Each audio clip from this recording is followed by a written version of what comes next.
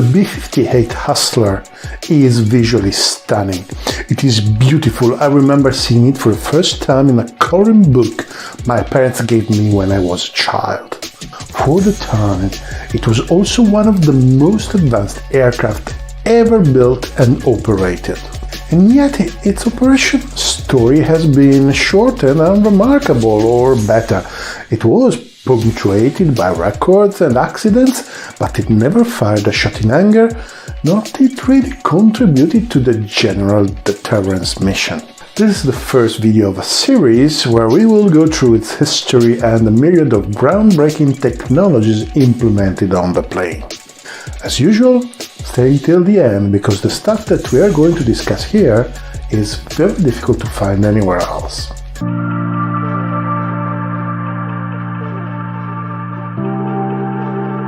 Curtis LeMay was already a legend in 1948 when he returned to the United States to head the Strategic Air Command from its headquarters at Offutt Air Force Base.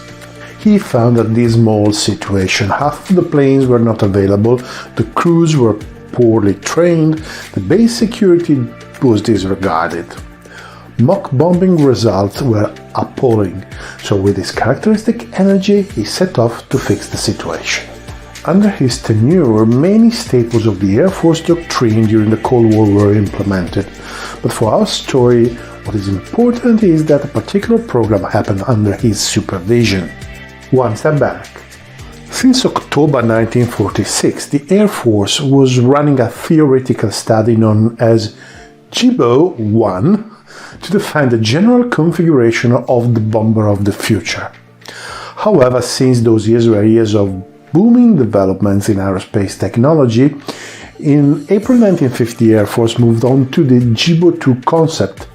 It was supposed to be a long-range bomber program, but the speed was left undefined.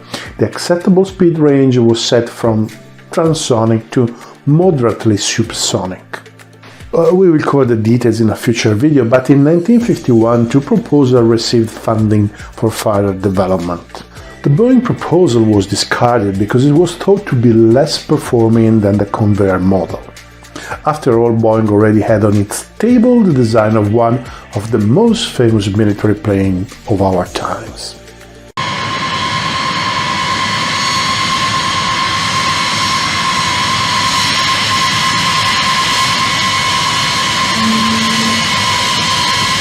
The Convair proposal, though, was for a small delta-wing Parasite aircraft launched from a derivative of the turboprop B-36.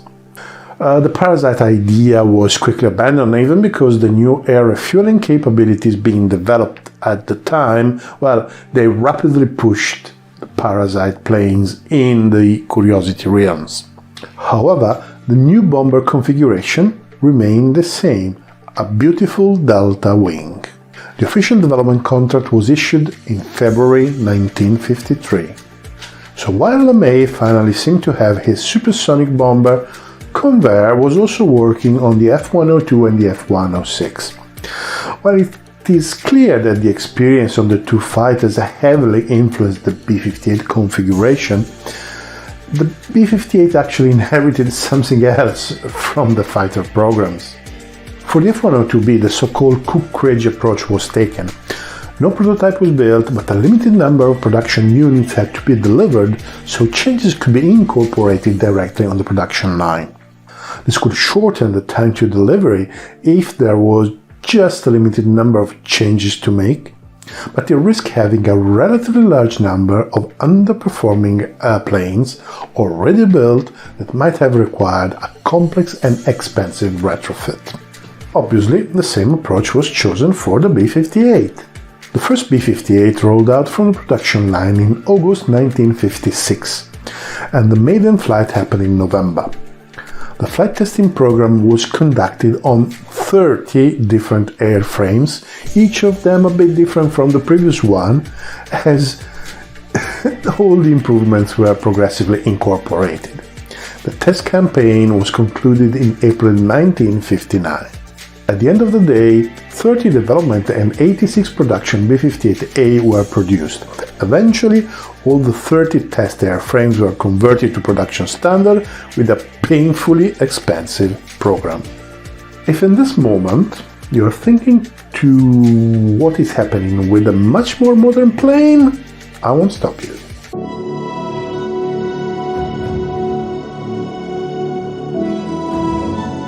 In August 1960, the B-58 was declared operational.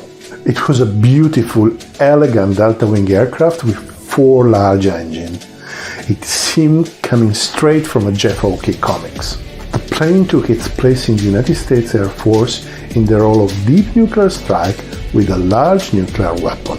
Curtis LeMay finally could have a go with his supersonic bomber, and we are wondering if he kept smoking his cigar during the flight. Also, in the same years, the plane kept obtaining speed and altitude records, increasing its prestige and exposure with the media. So everything was good and they lived happily ever after. No, it was a disaster. The plane was horribly expensive to build. Pilot training was also expensive because they had to be trained on the F-102 Delta Dagger to familiarize with the peculiarity of delta wings. The massive amount of new technology incorporated into the plane required highly trained ground personnel and an insane amount of man-hours to keep it operational. Pilots loved the plane because its speed performance was stunning.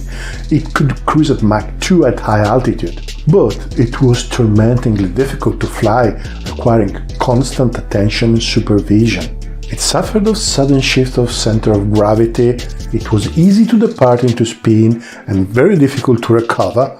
It took off and landed at scary high speed and frightening angles of attack. In 10 years of operating life, 20% of the B-58s were lost in flight accidents. When LeMay flew in one, he found it cramped and unsuitable for long-duration missions. Finally, the operating range was never really satisfactory, and the B-58 required too many tanker missions to execute its own. However, it wasn't all doom and gloom.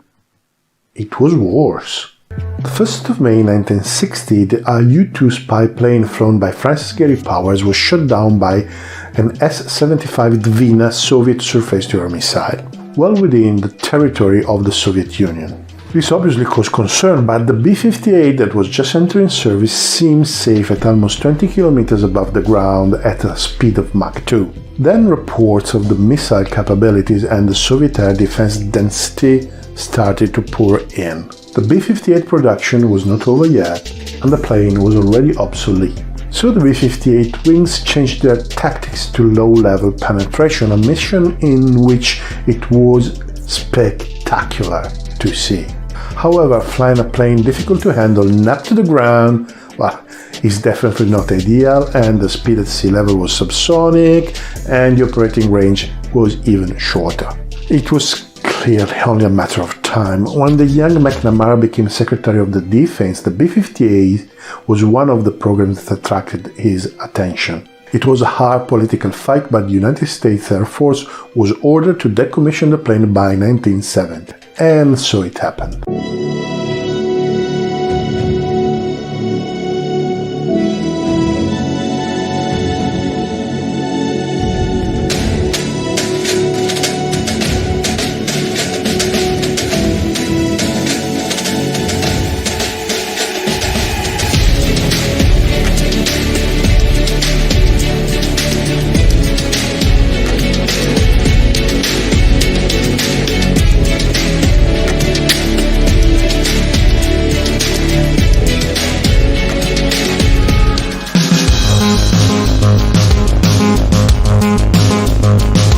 The first B-58 Hustler bomber took the skies the 11th of November 1956.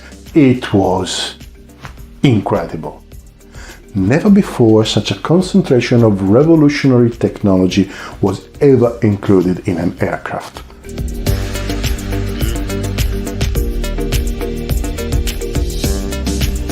One of the first revolutionary features of the B-58 Hustler was the use of new structural designs and materials in constructing the aircraft. The aircraft structure was heavily stressed, not only in terms of aerodynamic loads, but also because of its high speed. Through skin friction at Mach 2, the exterior surfaces could reach temperatures above 250 degrees Fahrenheit. With inboard jet engines venting their exhaust beneath the wing, there was also a concern over sonic vibration fatigue at high sound level affecting the wing structure. Sound may not seem a source of stress, but it is. It is vibrations at the end. So, in an extreme test, Convair actually ran the inboard engines of a B-58 for 10 hours with afterburners, causing sound levels up to 171 decibels to test the wing structure for sonic fatigue. And yes, it was on the ground, obviously. Some say that internally the B-58 was built like a ship. Surely it was a departure from classic airframe structures. It actually featured transverse duraluminum spars, corrugated for strength, spaced only 11 to 15 inches apart, running from one wing margin through the fuselage to the extremity of the opposite wing. There were no chordwise ribs, only short chordwise or oblique structural elements to serve as attachments for ailerons, engine nacelles, and landing gear. For covering the wing, Convair created a new material, a new type of composite. Stiff, strong, light, relatively easy to replace, and with good thermal insulating qualities. It was named the Bonded Sandwich Panel. The top and bottom of the sandwich was covered with panels of duraluminum alloy about 1 mm thick. The filling, about ½ inch thick, was made of tiny honeycombs of phenolic resin impregnated fiberglass cloth.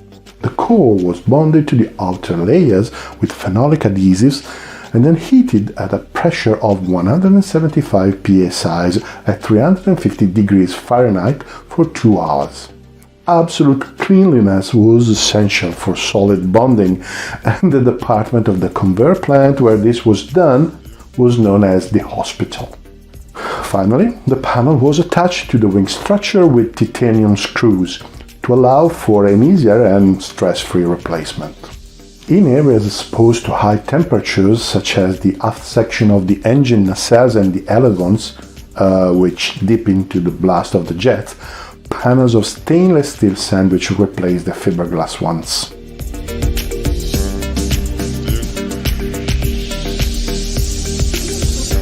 The concept that led to this revolutionary design was called high density by Convair. In practice, they tried using all the available internal volume for something. This led to a design where the whole interior of the wing and most of the interior of the fuselage were filled with fuel. The space enclosed by the wing and the fuselage aft of the crew compartment was divided by bulkheads into 4 tanks. The largest was the aft tank in the aft portion of the wing, and it contained a maximum of 39,800 pounds of JP4 fuel. The forward tank in the forward part of the wing contained a maximum of 20,600 pounds of fuel, and there was also a reservoir tank above the wing with 4,200 pounds. In the tail of the aircraft, at the level of the ailerons, was located a balance tank containing a maximum of 8,200 pounds of fuel. The pods carried beneath the aircraft were also largely filled with fuel. The MB pod was 57 foot long and contained mostly fuel other than the nuclear warhead. The TC pod was in 2 parts. A 54 foot long lower element that was designed to be dropped before the high-speed penetration leg, and it was filled entirely with fuel. A 35 foot long upper pod contained 2,500 pounds of fuel and a warhead. When filled to the brim, the Hustler could carry in its internal and pod tanks a maximum of 101,600 pounds of JP4, about 57% of the gross weight of the plane. The fact that the fuel was a high fraction of the total weight was a source of problems. At supersonic speeds, the center of pressure moves well aft of its subsonic location, and ideally the pilot would move the center of gravity backwards as well to maintain the appropriate stability and to reduce the trim drag for the most economical cruise. Trim drag was a serious problem on the B-58, like all the early Deltas. The B-58 flight manual was full of tables stating the best position for the center of gravity depending on the weight, the speed and the height. An automatic computer control programmer pumped the fuel aft from the forward tank to the balance tank or forward into the forward tank as necessary to bring the center of gravity within the required limits. This feature was absolutely critical because in case of malfunction, the center of gravity shifts could be lethal for the aircraft. Complete loss of control. The center of gravity position was constantly checked by one of the crew members to be ready to fix malfunctions, and the pilot was constantly informed.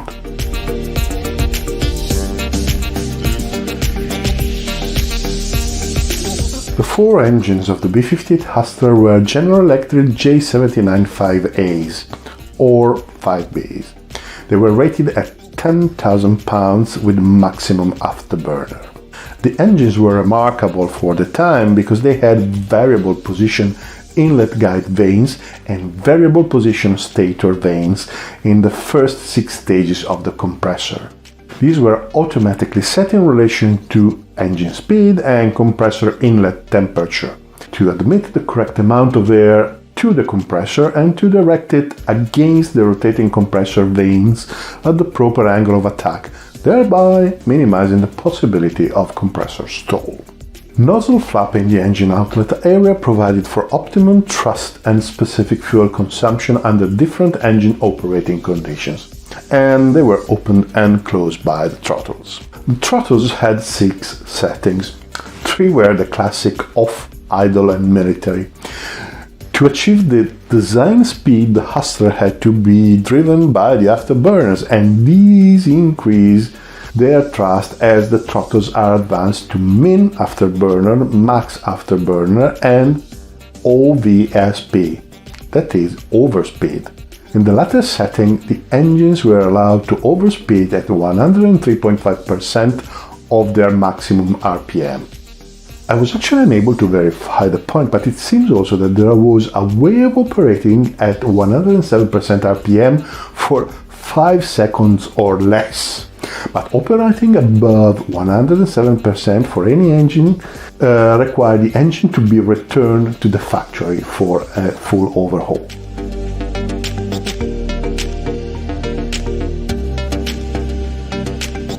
With a takeoff gross weight of 163,000 pounds, a landing gross weight of 75,000 pounds, and a touchdown speed of 165 knots, the landing gear, the wheels and the brakes of the B-58 took a hard punishment. The 2 main gears featured 4 non-frangible steel wheels, each bearing to 22 inches diameter tires inflated to 240 psi. An enormous amount of energy was absorbed even in a normal landing. The brakes could be heated to the point that tires or hydraulic fluid fires were expected. Firefighters had to approach the landing gear from the front or the rear due to the danger of tire explosions. There were also 2 separate and independent hydraulic systems, the primary and utility, each having 2 engine-driven pumps maintaining a pressure of 3000 psi. Both systems shared the operation of the flight controls, the elevons and the rudders. Should one fail, the other system could assume the full load. Should both hydraulic systems fail, the pilot had no further means of controlling the aircraft and the crew had to eject. The hydraulic system also operated the landing gear, nose wheel steering, wheel brakes, tail turret, aileron, elevator and the rudder damper servos. A pneumatic system was available for emergency extension of the landing gear and for emergency braking. Electric generators driven by engines number 1, 2 and 3 provided 115 or 200 volt alternating current which powered part of the avionics and the fuel pumps. Some of the alternating current was rectified to provide multiple direct current between 28 and 250 volts to caution and warning lamps and other avionics working in DC. The defense systems operator's cockpit was practically lined with panels of individual fuses, which were to be checked by running the hand over them. A small pin protruding from the cap marked a blown fuse. Other fuse panels were in the navigator's cockpit.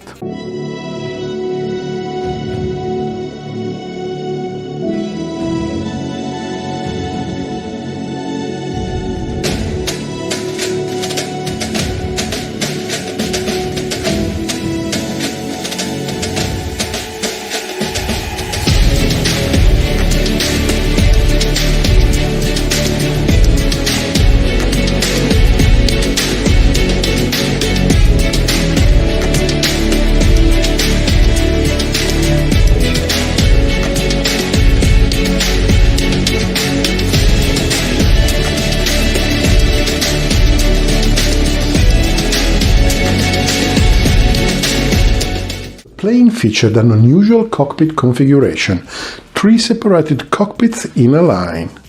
There was no physical communication between them except for the intercom. Each crew member was on his own, in cramped quarters which did not permit standing for missions lasting 7 to 8 hours. The pilot had vision ahead and to the sides through a 6-window windshield, plus 2 small windows in the canopy for overhead vision. The bombardier navigator and the defense operator had a minute window the size of a notebook on each side of their cockpits. These were basically there to avoid claustrophobia, but often they were covered by opaque cloth curtains. Each cockpit had its own individual canopy. It was hinged at the rear, moved pneumatically, and it could be jettisoned if necessary. Each cockpit also had an individual escape capsule, the first enclosed escape system in an aircraft in regular service use. Flight personnel was sized for the capsule at the start of the training course, and it was an essential requirement to remain in the program. The capsule could be closed and pressurized within 7 seconds in case of loss of cabin pressure at high altitude, enabling the flight personnel to avoid pressure shoots. In this situation, the pilot could see part of his instrument panel through a window in the capsule door, and with full control through the stick inside the capsule, he then could fly the aircraft to a lower altitude and then decapsulate. Is that a word? Buttons on the stick, a sort of early HOTAS configuration, enabled him to disconnect the autopilot, shift the center of gravity, and retard the throttles while encapsulated. In an emergency, rockets ejected the capsule from the aircraft, with the enclosed personnel being protected against the harshness of the situation. After the deceleration of the capsule, the parachute deployed. Obviously, the capsule contains survival gear, including a radio, rations, water, the salting gear, clothing, and a rifle. It would stay afloat if it landed in the sea.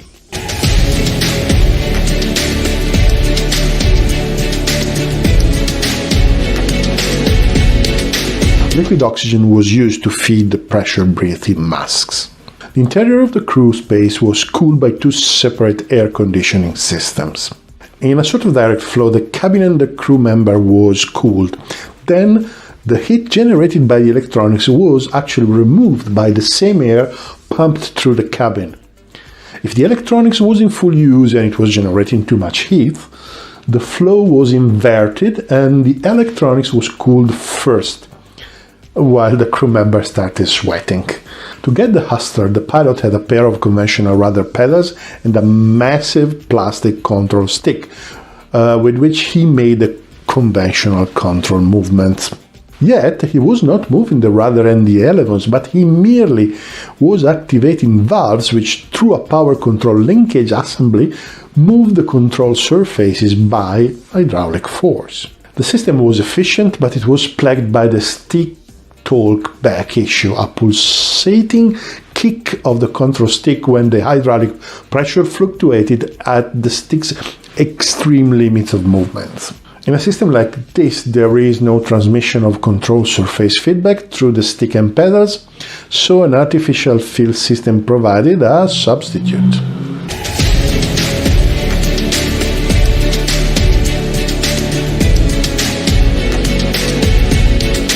Other features of the flight control system were automatic, responding not to the pilot input but to the commands from the autopilot computer.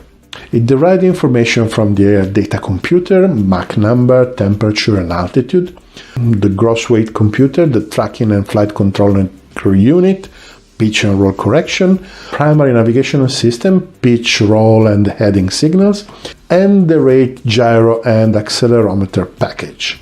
These assemblies control the action of the autopilot, which could also vary the engine power, together with other automatic features of the flight control system. For instance, damper servos move the control surfaces automatically to dampen the rate of pitch, roll and yaw, because undamped movement of the Hustler at supersonic speed in particular could have been dangerous, as the aerodynamic loads might have exceeded the structural limits. Now, think how excruciatingly difficult would have been doing all of this with the computers available at the time, most of them still analog devices. An automatic elevator trim system positioned the elevons to maintain constant 1G flight with the control stick in neutral. The angle assumed by the elevator depended from the airspeed, the gross weight, and the location of the center of gravity. It was indicated on the instrument panel on the elevator position indicator.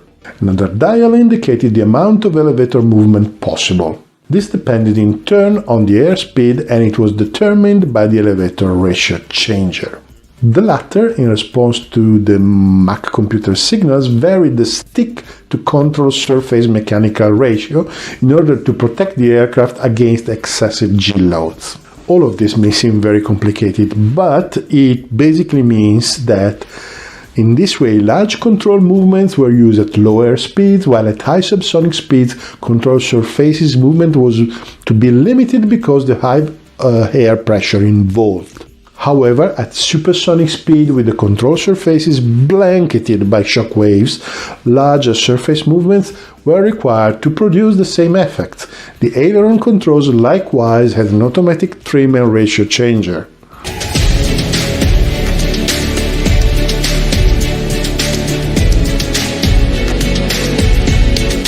By now, it should be clear that so much could go wrong so quickly in the Hustler that two separate sets of warning signals, visual and auditory, were used to draw the pilot's attention to any malfunction.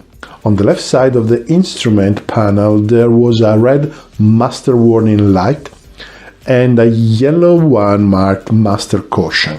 When lit, this drew the pilot's attention to warning and caution panels on the right side of the cockpit, where individual lamps indicated the specific trouble. Things like left fuel manifold low pressure, oil low number 1, reservoir tank not full, aft pump number 8, hydraulic utility pump number 2, cabin pressure left, all these kind of things. But this was not everything, because a voice warning system was developed for the Hustler. A pre-recorded feminine voice used to break into the masculine chatter in the pilot's earphones with one of the 20 announcements like "Weapon unlocked, hydraulic system failure, check for engine fire, nose too high." It was the first time that anything like that was implemented, and it was the cause of a lot of jokes and banter.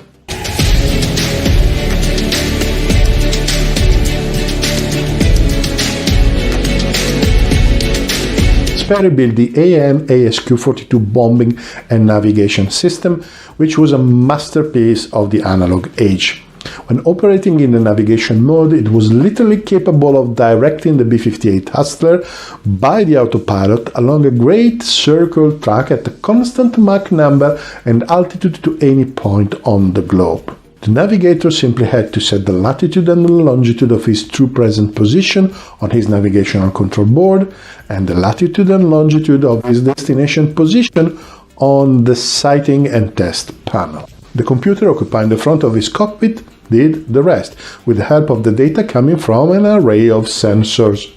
Towards the rear of the aircraft, in the fuselage between the forward and aft fuel tanks, was located the inertial navigation system, with the so-called stable table, whose attitude was gyroscopically fixed while the aircraft moved around in pitch, roll and yaw.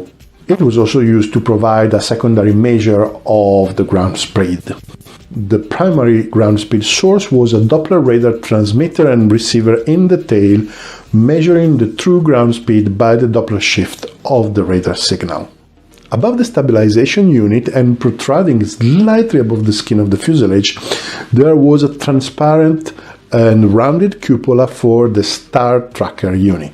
Bisecting on the astro control panel the Greenwich hour angle, the sidereal hour angle, and the declination of the sun or of a star, to be used for navigation purposes, the system could lock on the sun or the star. It provided continuous heading information to the computer. Should the celestial bodies be obscured, heading data could be received from the remote compass transmitter inside the leading edge of the fin. The search radar in the nose, displaying a radar representation of the terrain below on the scope in the navigator's cockpit, provided a further check on position. Crosshairs in the scope itself indicated when certain fixed points on the ground preset into the computer were coming into view. A radio altimeter measured the height above the terrain. The air data system also fed the true airspeed, pressure and altitude and air temperature into the computer. In the bombing mode, the bombing and navigation system guided the aircraft on a loxodrome line over the target, compensating for wind drift and Coriolis effect, while offset points and fixed point set into the machine beforehand came up beneath the crosshairs in the radar scope. During the run-in, the navigator, while watching the terrain below on the radar, could make small correction in heading with the tracking and flight control stick in his right hand, which operated through the autopilot. At a time calculated to provide a burst over the target, the bomb nav system in the bombing mode automatically released the weapon, a feature that was going to appear much later on other aircraft.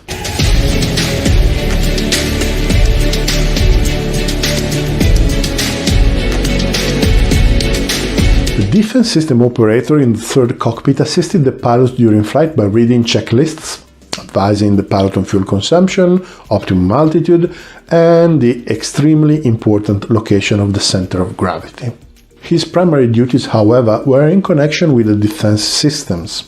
The plane featured track-breaking electronic equipment designed to mislead and confuse the operator of enemy radar to enable the Hustler to accomplish its mission unaffected by ground-to-air defenses. And this sounds incredible for the 50s. A 6-barrel Vulcan 20mm cannon located in the extreme tail was directed by remote control equipment. Enemy aircraft were presented as a blip on the defense system operator's radar scope, and the fire control equipment automatically locked onto the target, calculated the lead and windage, aimed the gun, and notified the DSO when to fire it. This was necessary because the attacking enemy aircraft was not visible to the Hustler crew.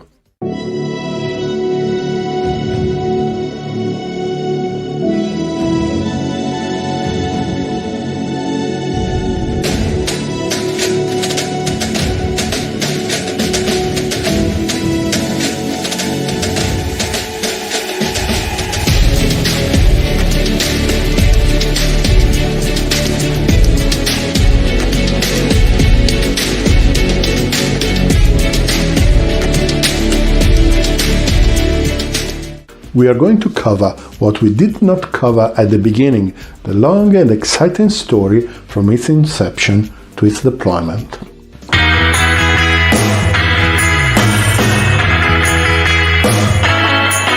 The Boeing B-47 and B-52 Stratofortress, developed in the late 40s, represented the application of jet power to the conventional bombing concept of the day. Traveling at subsonic speed, The two big Boeings were intended to penetrate enemy airspace at great altitudes and were originally designed to carry conventional bombs and nuclear payloads as well. The supersonic B-58 Hustler, on the other hand, derived from a new concept developed in the late 40s and early 50s. The concept started considering the fast increasing capability of ground defenses, including radar tracking and surface-to-air missiles.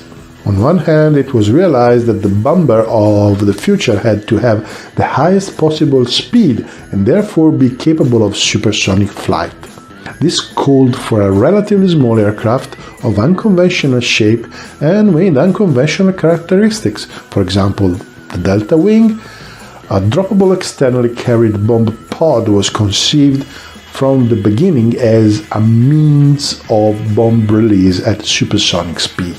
On the other hand, it was clear that the jet fuel consumption at supersonic speed would not permit the small aircraft to go all the way from its continental base to the target in the enemy territory, flying at Mach 2.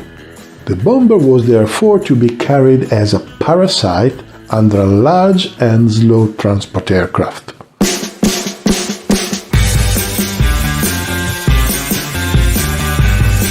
So the journey was divided into three zones. The logistics zone at the start, during which the parasite would be attached to the parent transport. The combat zone near the enemy's border, where the parasite would be released. And the target zone, into which the short-range bomber would penetrate at supersonic speed to bomb and return to the parent aircraft. Contrary to what many think, low and high altitude were both considered as well. Convair firm of Fort Worth, Texas, to be merged in 1954 with General Dynamics, had been involved in advanced bomber design studies since October 46. At that time, it received a contract with the Air Force for a theoretical study of the long-range subsonic bomber of the future, known as the GEBO, G-E-B-O, Generalized Bomber. Approximately 10,000 configurations on paper were studied and compared with respect to speed, range and gross weight, and involving different combinations of wing area, aspect ratios, sweep back, turboprop and pure jet propulsion.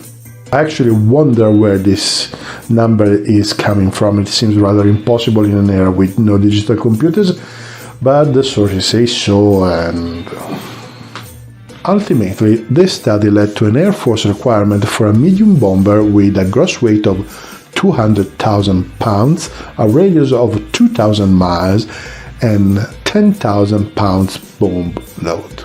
On June 6, 1949, Convair received from the Air Force a contract to continue the generalized bomber studies under the designation of GEBO-2. Initially, they were called on to attempt to settle the turboprop versus turbojet power plant controversy and to apply the solution to a bomber with a radius of 1,200 to 2,500 nautical miles, 10,000 pounds bomb load, cruising speed of over 450 knots, flight altitude above 35,000 feet. However, in April 1950, the GEBO-2 requirement was changed for a system able to attack targets 3,000 to 4,500 nautical miles distant at a speed between Mach 0.9 to 1.5. Convair had already proposed in January 1950 a small delta wing composite carrying two men, which would be transported into the target zone by a B-36. With one engine in the tail, two droppable jet engines under the wings, and one in the tail of the long-finned bomb pod, all without afterburners, the parasite would have a launch weight of 100,000 pounds, would cruise to the target Mach 1.3, increasing to Mach 1.6 over the target, and reach a maximum altitude of 48,500 feet before pod release. After the attack, the return component would fly back to the B-36 with a single engine at Mach 0.9. A modification in the fall of 1950 involved two fixed jet engines buried in the wings, two droppable engines under the wings, and a fifth in the long streamlined pod, plus an advanced bombing navigational system. Both configurations featured passive electronic countermeasures, but no active defense. Originally, the pod was intended to carry conventional explosives, but early in the Jibo-2 program, a thermonuclear warhead was incorporated. The long-finned and streamlined pod with a jet engine in its tail could function as an air-launched missile, and as late as 1953 it was expected that the pod, with propellant system and fins, would have a range of 100 nautical miles. And this was an early interpretation of the standoff air-to-ground missile.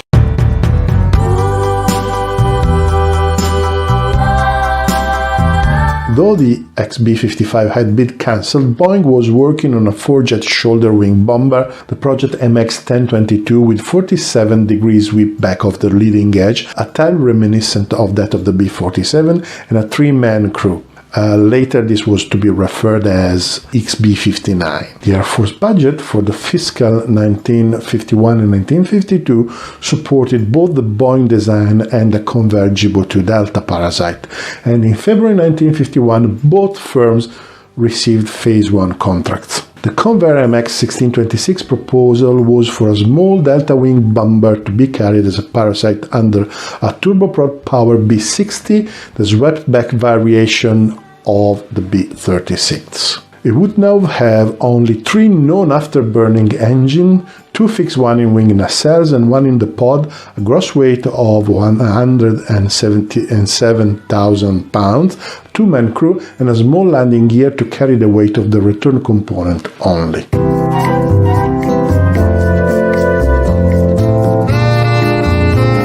During the Phase 1 studies of the MX-1626 proposal, the parasite approach was dropped in favor of in-flight refueling using the early probe and drag method just then coming into service. The expendable engine principle was also discarded, and the MX-1626 design, which emerged in December 1951, was for a small delta with two fixed engines in nacelles in the wings, for the first time with afterburners, and a long slender bomb pod, its nose extended forward beyond that of the aircraft and containing the ground search radar. The tail had three swept-back fins, and its upper surface was flush to the lower portion of the fuselage. With a crew of three, this craft had a radius of 2,300 nautical miles from advanced bases or 4,000 nautical miles in intercontinental operations, with a single outbound refueling.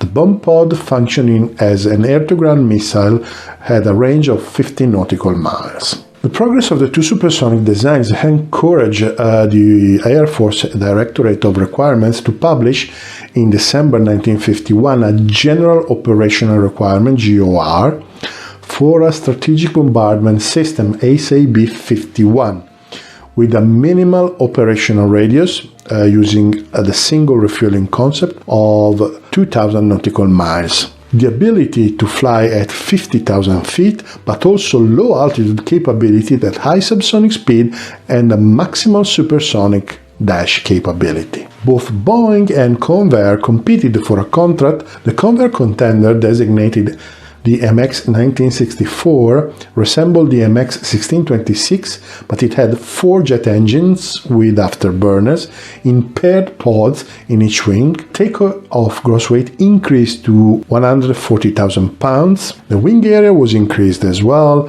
It featured a delta wing with a sweepback of 60 degrees, and a tail turret with an automatic cannon was added. Boeing continued work on their design, now the MX-1965, but when both detailed Phase 1 designs were presented to the Air Research and Development Command in October 1952, the larger Boeing design was rejected as being less capable of achieving the specified supersonic performance.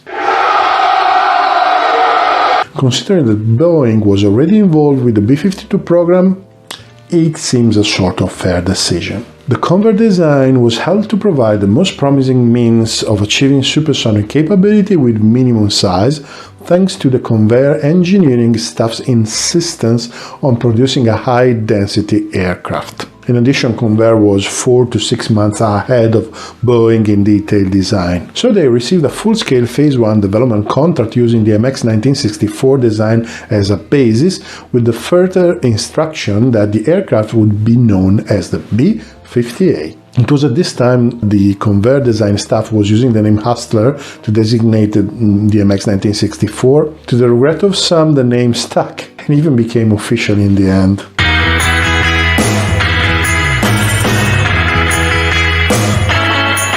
But the rest was development and details. In March 1953, the aft fuselage was fined down under transonic area rule, and the 4 engines were distributed in 4 separate stagger pods. The leading edge of the wing was cambered and twisted to minimize the loss of efficiency at the tips. A small 10-degree trailing edge angle was added to the wing, increasing the area to 1,542 square feet, and the takeoff weight increased to 150,000 pounds. In September 1953, the 4 jet engines were again in twin pods, hung on pylons under the wing, with added fuel for intercontinental flight in wingtip tanks. The search radar, which had extended out ahead in the nose of the bomb pod, was mounted in the nose of the aircraft, enabling the pod to be shortened. In August 1954, the airframe was redesigned for the last time in the light of the supersonic area rule. The jet engine nacelles were hung individually under the wings, the fuselage redesigned with additional room for fuel, permitting the tip tanks to be eliminated. Guys, take a decision. Wind tunnel tests confirmed that a significant increase in supersonic performance could be expected. And finally, this design was unchanged up to the date of the first flight, the 11th of November 1956. From this point on, we have already told the story of the B-58 and described its particularities, and now I invite you to refer back to the previous 3 parts of this series.